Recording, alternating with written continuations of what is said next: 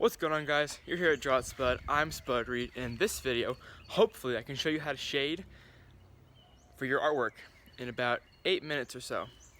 I got some pens, got my sketch pad. Let's get going.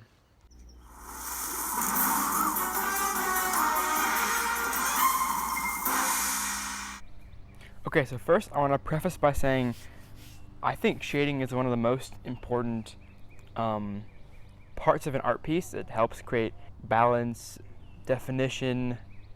It just helps make the art a lot better. So if you can get shading done correctly and you can do it well, I think that would help improve anyone's art by a bunch, maybe even by 50%. But so starting off shading, there's obviously different medias you can use to shade. I'm going to try to show you at least some of the medias and then explain the others because I don't have like a paintbrush with me right now. But so starting off with pencil, it's pretty self-explanatory. Graphite, the amount of pressure you apply can change how much of a value there are.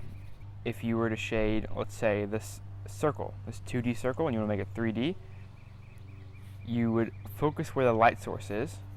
So this is the light source, and it's going down. So the lightest part would be up here, the darkest part would be up here. And you'd shade and it becomes lighter. And so this top part, you would apply less pressure to get less value. And here you have a gradient scale of the graphite, where it's darker here, lighter here. And obviously there's like cast shadows, so there would be a shadow here because the light's coming. And this would be dark. And stuff like that. And so when people usually think about shading, they think of, okay, well, I have a I have a gray circle right here. It's all one shade. And then I'll just add some shadows right here, or I'll shade the bottom and it's done. But shading is more of a two-part deal, I think. You need to have the darker part, and then you need to have a highlight where it's lighter on top. And the top would be lighter in color because that's where the most light is hitting it. The most light is right here. This would have medium light, and this would have less light. So there's basically three different values that you would have. You have the basic medium tone, you have the darker tone, and then you have the highlight. And that's the basics on shading. You can apply the same rules to it, where if you apply more, it becomes darker. If you apply less pressure, it becomes lighter. The next topic we have are pens. And obviously pens and markers. Well, I'm just going to do pens first. Pens they come in blue, red, whatever color, one color. But if I apply a lot of pressure here and less pressure here, you see it's the exact same color. It's just black. You can't apply more or less. The ink comes out. And so you can shade with pens with different techniques. Some people like to use hatching, where they have lines. And so if you, let me say, do a circle here. I like doing circles because you can do the highlights, you can do the middle tones, you can do the darker tones. It's pretty easy to show. Whereas if I showed a cube or another three-dimensional object, it might be harder. And so with pen, let's say I'm going to do hatching. So what you could do is have like a lot of lines down here. And then as you go to the middle tones, you have less lines. And then up here, you have very few lines. And so as you can see, up here it's lighter, middle tone, and then it's darker down here because of the amount of black versus white I have. You can also do cross hatching, where the lines intersect.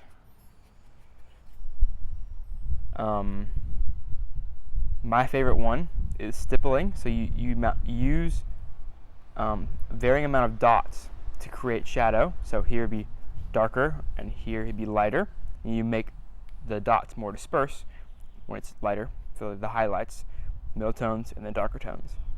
And obviously you can do, like a cube, if I can draw a cube. So this would be the lightest, this would be second lightest, this would be the darkest.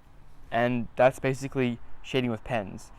My pen right now is, maybe it's 2 millimeter or 2 centimeter thickness. They also come in different sizes. Here's a 1, oh sorry, this is a 0.1 millimeter, and this one was 2, so 0.1, 2, and they come in 1, and then 0.1, and there's also 0.5, which is a little bigger. So this is 0.1, 0.5, and 2.0, if you want to be mathematical about it. And you use different types of different widths of pen when doing more detailed pieces. So I like to use 0.1 and 0.5 because it's smaller and I can get more detail in with it. And if you were to use more like 2 or 1 millimeter in width for your pen, you know, you could do more, you can lay more color down, but getting more detail might be harder. And that's why you could use multiple pieces of, multiple types of pens for a piece of artwork. And you can combine these techniques with the different sizes of pen to create a really detailed and the forms flow better. It makes it more balanced.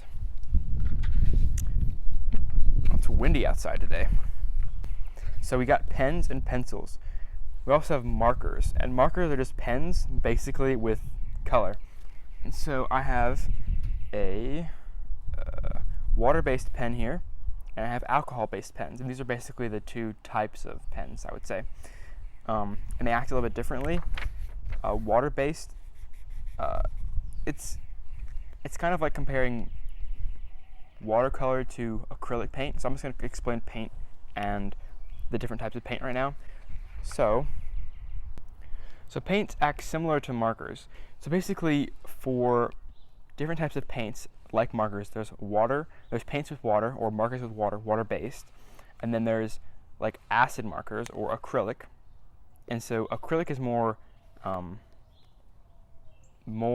saturated. The color is more saturated. You get a nice, like, solid color. So this is, I don't even know what color this is, like red, hot pink maybe, dark red. With acrylic, you see that this color dries up a lot faster than with the water base. So if you can see, there's a little shine on it. But since they're water, they stay on the paper for longer, and I think they don't bleed through the paper. So this acrylic marker bled through because it had so much ink, and it dried up really quickly because that's how acrylics work. Same with watercolor. They're easier to blend with each other, and you can just add more water and it'll help it blend, and it's less saturated, whereas acrylic dries a little bit faster and is more saturated, and to blend you want to like add multiple shades of color next to each other and try to blend that way. For paint wise, there's also oil paint, and you could paint on an oil paint canvas and leave it out, and the next day it'd still be wet. Like you can keep working on it for several weeks and it'll still retain its color and ability to have more paints be put on it to blend. And so that's another way of painting, another paint type. But for markers, we have basically watercolor, water-based, and then you can have some markers that aren't water-based and aren't acid. They're just markers, but I like to use watercolor and then acid. Acidic markers are very saturated. Water-based markers are easier to blend with, but there are ways to blend with acetic markers. So let's see, here's a color 4, here's number 2, number 3. So let me just go with number 3, apply some color down. Okay, so let's just do a circle. Try to do a circle. So here I applied a reddish color. Here's a darker red color. Testing out which marker is darker. Okay, this marker is darker. So right here, I'm gonna do the darker color. And then for the highlight, it's a little bit lighter, but it's basically the same color. I should have brought a different one out. And then we have, obviously, the super dark color. Yeah.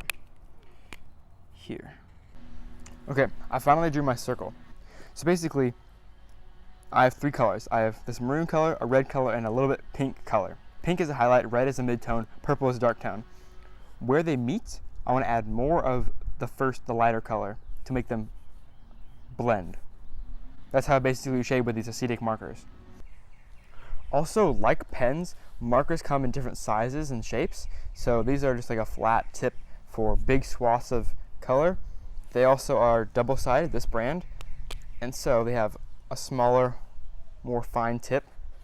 I really like these acetic markers. They're by the brand Ohuhu. I think that's how you say it.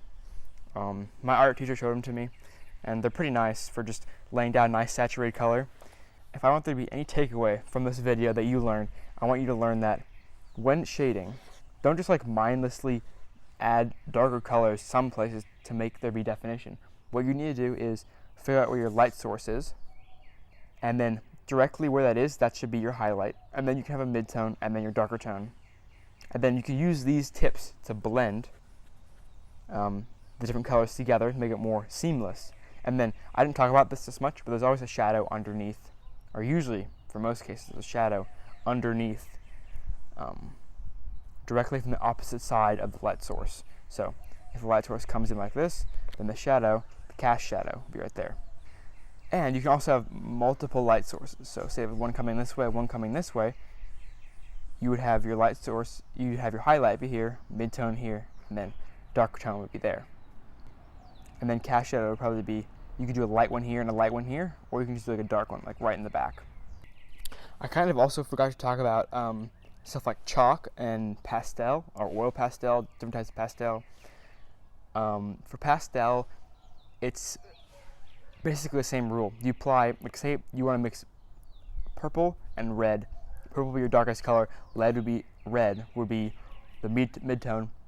What you could do is apply a red coat and then a purple coat, and then add more red to where you want the mid-tone to be. So you have a light red and then a darker red, and then add more red mixed in where the purple is to create the balance of dark and light. That's probably a Star Wars quote, the balance of dark and light, or the balance between dark side and the light. And crayons as well. You can just do the same thing. Basically put the colors next to each other, and then the lighter color apply on top of the darker color to make, the midtones. And that is basically it for this video. I hope you learned something about shading, about highlights, midtones, darker tones. I would always choose to have one of each. A lot of people just do the darkest tone and then the normal color, and I would always suggest having a highlight. And if you like this video, give it a thumbs up. If you are new to the channel, subscribe, and I'll see you in the next video. What does that say right there? I think it's a subscribe. I think you should subscribe right now. Subscribe.